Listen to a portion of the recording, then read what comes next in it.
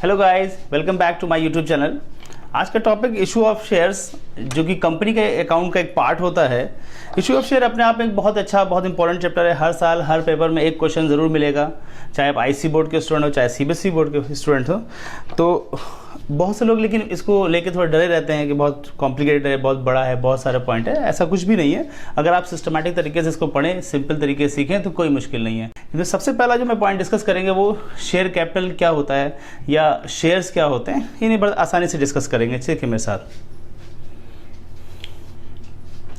Issue of share हमारे chapter का नाम है। इसमें सबसे इंपॉर्टेंट जो बात है वो शेयर क्या है, व्हाट इज शेयर। तो देखिए, शेयर का मामला ये है कि कंपनी को इस्टेब्लिश करने के लिए कैपिटल की ज़रूरत पड़ती है, और वो भी कैपिटल कैसी, ह्यूज कैपिटल चाहिए होती है, ह्यूज कैपिटल। अब सवाल ये होता है कि कोई भी आप कंपनी का नाम ले लिए, जितनी भी छोटी बड़ी मोटी कंपनी हो, जैसी भी कंपनी हो, उसके बाद कैपिटल करोड़ों रुपए में होती है, करोड़ों रुपए में।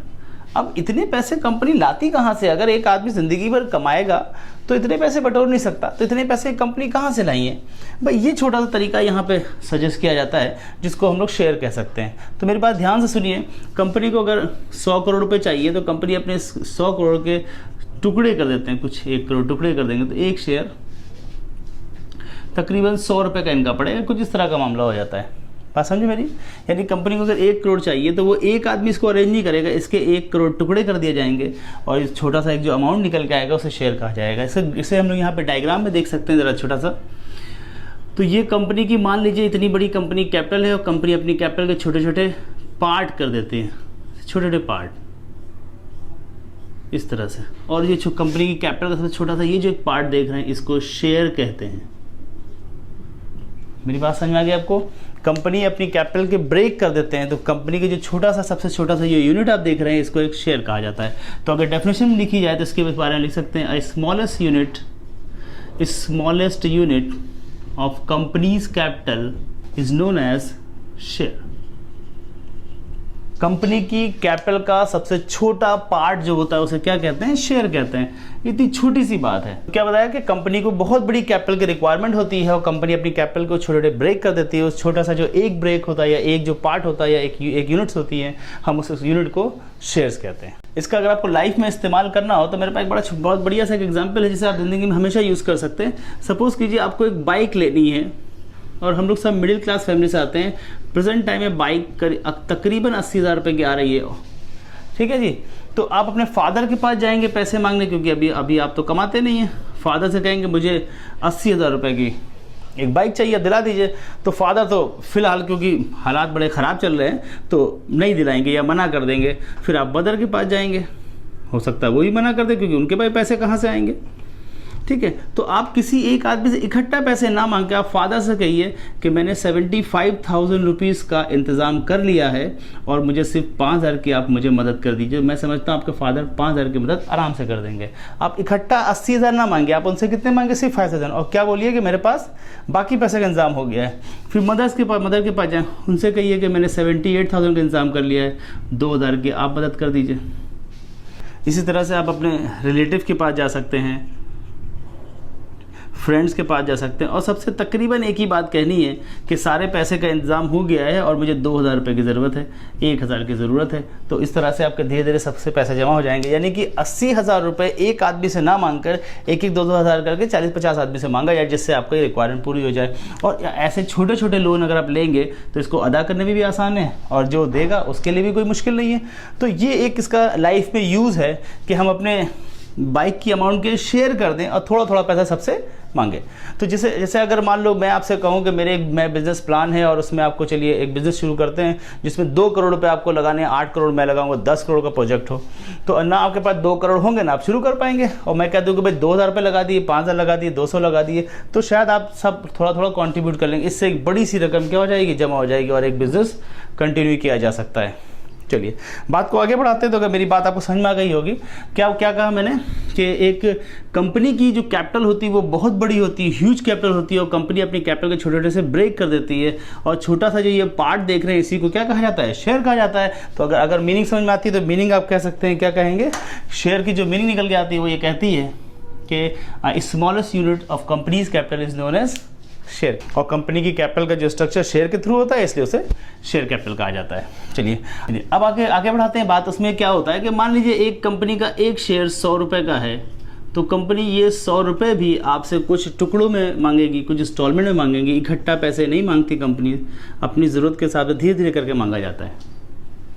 ठीक है, इस पहली वाली इंस्टॉलमेंट को एप्लीकेशन नाम दिया जाता है।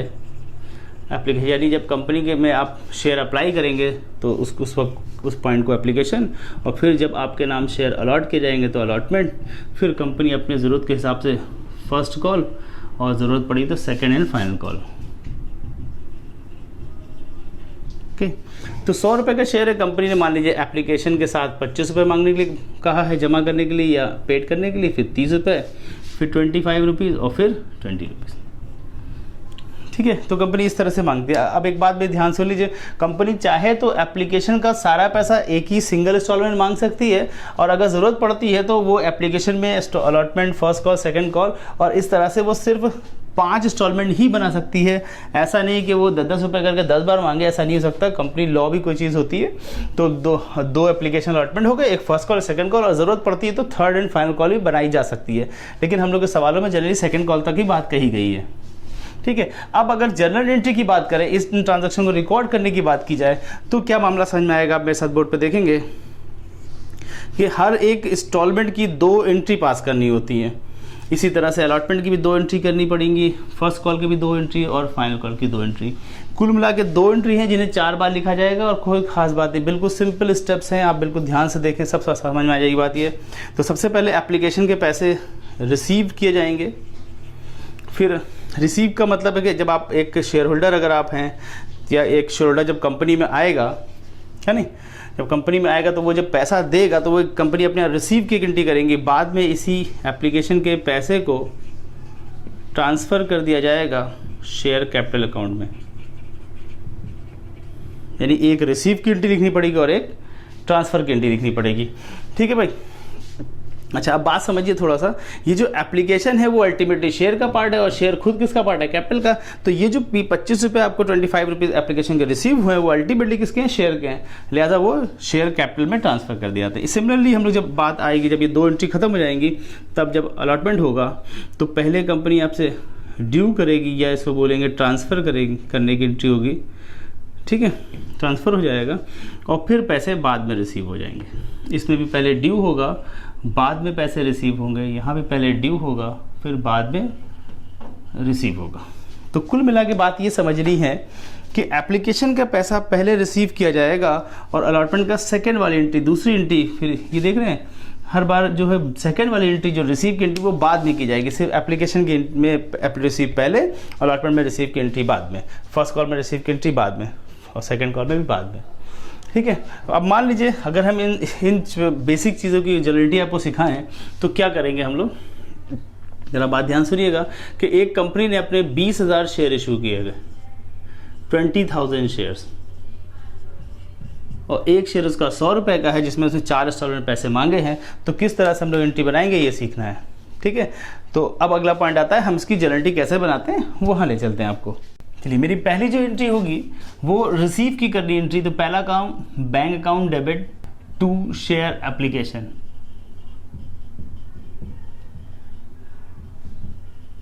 ये पहली बेसिक एंट्री, एप्लीकेशन अकाउंट। चलिए, पहला मेरी बात समझिए, जब आप फॉर्मेट बनाए तो ध्यान रखें कि आपको जो भी कुछ बनाना है वो सीधी सी लाइन खींचिए, स्केल पेंसिल का इस्तेमाल करके खींचिए, सब कुछ सेंटर पे लिखिए, और जब इस पर्टिकुलर अमाउंट लिखे छोटा सा लिखें, खूबसूरत लिखें, साफ साफ लिखें, ताकि एग्जामिनर को थोड़ा सा इंप्रेस करना है। अब मैं बता दें कि मैंने पहली जो एंट्री लिखी है वो लिखी है bank account debit to share application. Sir इसकी कुछ बातें क्लियर कर लीजिए। देखिए, पहला पॉइंट ये है कि जब आप एंट्री पास करेंगे तो आपको कंपनी के नज़रिए से लिखना होता है, यानी कंपनी के पॉइंट ऑफ व्यू से सोच के लिखना पड़ता है। यही वजह है कि हमने जब टॉप पे यहाँ पे in the book of ABC company, मैंने कंपनी का नाम एज्यूम किया हुआ है, तो कंपनी नाम लिखा है, यानी कि कंपनी के जिसका नाम ऊपर लिखा होगा उसी के पॉइंट से एंट्री करनी होती है। तो कंपनी ने पहले एप्लीकेशन का पैसा रिसीव किया था, इसलिए कंपनी पैसा रिसीव कर रही है, बैंक अकाउंट को डेबिट किया जाएगा, सारा काम बैंक के थ्रू ही होता है, तो बैंक अकाउंट डेबिट। अब रकम कितनी लिखनी है, ये बड़ा छोटा सा क्वेश्चन है कि आप 20,000 शेयर इशू कर रहे हैं, और एक शेयर पे जो एप्लीकेशन की रकम है वो 25 रुपये, आप एप्लीकेशन का पैसा रिसीव कर रहे हैं। और बैंक को डेबिट करने का जो बड़ा आसान सा जो लॉजिक है, जो लॉ है, जो रूल है, वो ये कहता है कि बैंक यहाँ पर रिसीवर हो रहा है इसलिए इसको डेबिट कर दी। कितनी रकम से? 5 लाख रुपए से। दूसरा बहुत इंपॉर्टेंट सा एक पॉइंट है कि जब एक बैंक रिसीवर है तो अल्टीमेटली ये जो शेयर एप्लीकेशन है तो ये कौन सा अकाउंट है? 1 नंबर का आपसे क्वेश्चन ही पूछा सकता है MCQ वगैरह में। तो शेयर एप्लीकेशन अकाउंट जो होता है ये शेयर होल्डर्स को रिप्रेजेंट कर रहा होता है, क्योंकि हम 20,000 शेयर होल्डर के नाम तो लिख नहीं सकते कि क्रेडिट या 20,000 नाम लिखेंगे तो मुमकिन ही नहीं कि एंट्री हो जाए उसकी। तो इसलिए ये जो एप्लीकेशन अकाउंट है ये शेयर होल्डर को रिप्रेजेंट करता है, इसलिए ये पर्सनल अकाउंट होता है। और आप इसका एक नरेशन छोटा सा दे दीजिए, बीइंग एप्लीकेशन मनी रिसीव।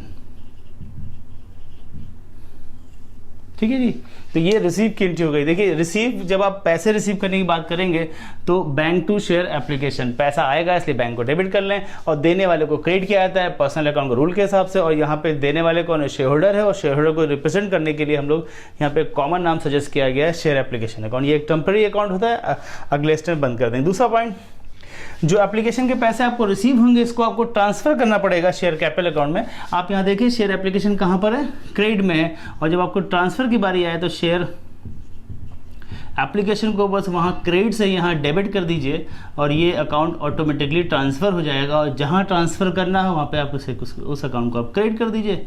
तो हमें शेयर कैपिटल अकाउंट में क्रेडिट करना है, ये भी यहाँ हो जाएगा। ठीक है जी, तो जब हम ट्रांसफ़र की एंट्री की बात करेंगे तो कोई रूल नहीं होता, बस यहाँ पे हमने क्रेडिट किया था तो उसको यहाँ डेबिट करेंगे ताकि ये अकाउंट टेम्प्रेरी अकाउंट कैंसिल हो जाए और सारे के सारे पैसे कहाँ ट्रांसफ़र हो जाए? Capital account. रकम भी सेम रहेगी 50,000। बात समझ गए? तो 2 बड़ी आसान सी एंट्री बन गई है, और यही 2 एंट्री को 4 बार लिखना है, बीइंग एप्लीकेशन मनी ट्रांसफर्ड। ठीक है जी, और ये भी एक लाइन आप ड्रॉ कर दें। तो 2 एंट्री रेडी। जैसे ही 2 एंट्री हो जाएंगी आपके एप्लीकेशन का काम खत्म। एक एप्लीकेशन के पैसे रिसीव करने की एंट्री और एक एप्लीकेशन को ट्रांसफर करने की एंट्री। रिसीव वाली एंट्री में बैंक होगा और ट्रांसफर में कैपिटल होगा, ये इसकी पहचान हो जाएगी। अब अगर आप देखें ज़रा एक बार डायग्राम दोबारा देखिए मेरा, यहाँ पर दोबारा से डायग्राम में वापस चलते हैं हम लोग। डायग्राम में कहता है कि पहले 2 एंट्री में किसकी बनानी थी? एप्लीकेशन की। मैंने 2 एंट्री बना दी। अब 2 किसकी बनानी है? अलॉटमेंट की। लेकिन अलॉटमेंट में पहले ट्रांसफर वाली एंट्री बनानी है, यानी पहले ड्यू वाली एंट्री बनानी, बाद में पैसे रिसीव करने। अब इसकी 2 एंट्री देखें मेरे साथ। चलिए देखिए, यहाँ पर हम अपने शेयर होल्डर से, यानी कि अब उनका नाम अलॉटमेंट कर दिया जाएगा, उनसे पैसे मांग रहे हैं कि कैपिटल के पैसे अदा कीजिए, तो इसलिए यहाँ शेयर कैपिटल लिखा जाएगा। हम कितने पैसे मांगने जा रहे हैं? देखिए इस एंट्री यानी सेकंड एंट्री और थर्ड एंट्री में बहुत बारीक सा चेंज होता है। यहाँ पे एप्लीकेशन नाम लिखते हैं, यहाँ पे अलॉटमेंट लिखते हैं, बाकी ऑलमोस्ट सेम है सब कुछ। यहाँ पे ट्रांसफर किया, ये भी ट्रांसफर है, लेकिन इसको हम लोग कहते हैं क्या है? ड्यू कर रहे हैं, ऐसा बोलते हैं। ड्यू करने का मतलब हम अपने शेयर होल्डर से कैपिटल का पैसा मांग रहे हैं। और कितने पैसे मांगने जा रहे हैं? अब इस बार 6 लाख रुपये मांगा जाएगा। यहाँ पे एक करेक्शन छोटा सा हो गया, कर लिया जाए। ठीक, अब हम लोग कितने पैसे मांगेंगे? 6 लाख रुपए। कैसे आएंगे 6 लाख रुपए? 20,000 ऑफ शेयर्स हैं और इस वक्त अलॉटमेंट की जो रकम है वो 30 रुपीज़ है, तो लिहाजा 6 लाख रुपए यहाँ रिसीव शेयर होल्डर से मांगे जाएंगे और वो बाद में रिसीव भी हो जाएंगे। और नरेशन देंगे बीइंग अलॉटमेंट मनी ड्यू।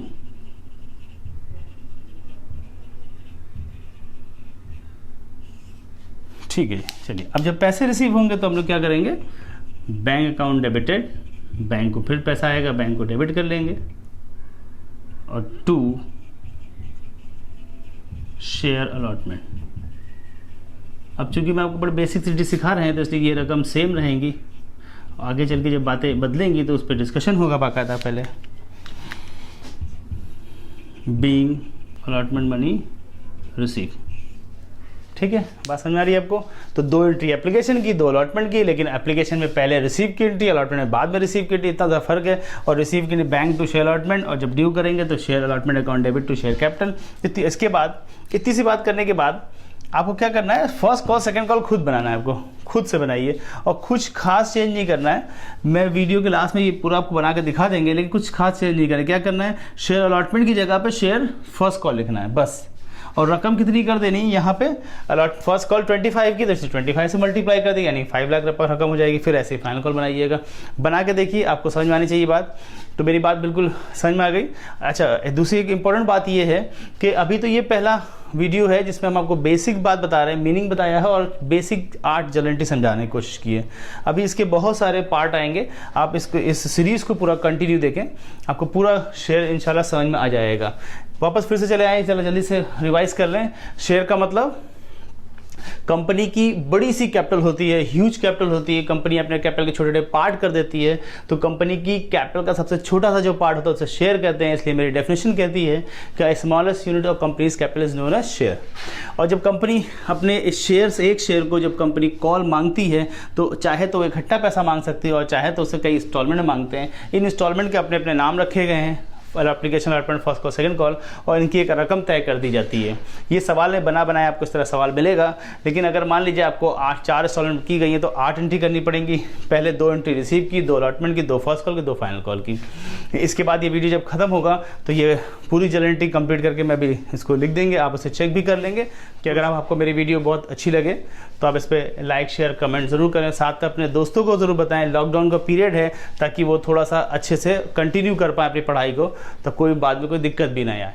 अब ये बाकी की जो 2 first call, second call entry वो आपकी ये रही। पहले फर्स्ट कॉल ड्यू करेंगे, फिर फर्स्ट कॉल रिसीव होगी, फिर फाइनल कॉल ड्यू होगी, फाइनल कॉल रिसीव होगी, और आपका यहाँ पे पूरा एक सवाल, बेसिक सवाल खत्म हो जाता है।